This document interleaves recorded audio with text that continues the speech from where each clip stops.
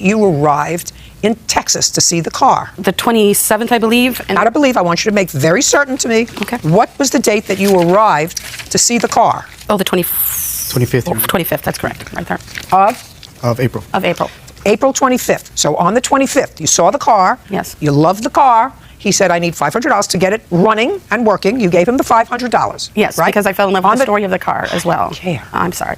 Not a therapist, judge. No, I understand. Therapist, you go it someplace just else. became frustrating because I should have been dealing with his wife and not him because he obviously didn't have control of the situation. It doesn't matter. It's a contract. Yes, the contract was to pay in check, and then he started demanding cash. Just a second.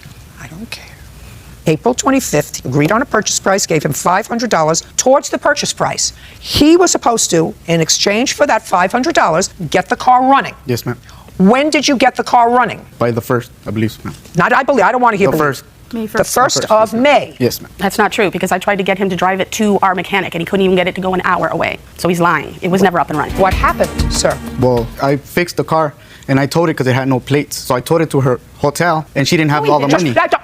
Don't speak. I'm sorry. She didn't have all the money. Just a second. Yes, ma'am. So what you're telling me is you started the engine and showed her that it started, Yes, ma'am. but she never drove anywhere. No, ma'am. She gets her money back. Why would she get her money back? Because I said so.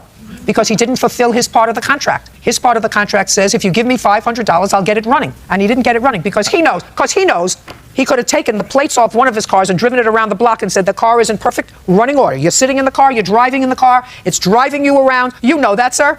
You know, you're talking to me. Where do you come from? Paso, Texas. Texas. I'm from New York. I don't know what they do in El Paso, Texas, but I know what they do in New York when they want to sell a car. And say, you want to see it go around the block? You take off this plate, you put on that plate, you drive it around the block, keep your fingers crossed and go on. But see, she had the chance to drive the car. When I took it to her hotel, and she said, I don't have all the money. I only have $4,300. Just a second. I wouldn't give you all the cash either if you towed the car to the hotel, Mr. Maldonado. Now, you don't get your expenses back. I didn't You think chalk so. that up to your own stupidity. I agree with that. But you get your $500 back. I appreciate that. Judgment for the plaintiff in the amount of $500. That's all. What is our excuse? You may step out.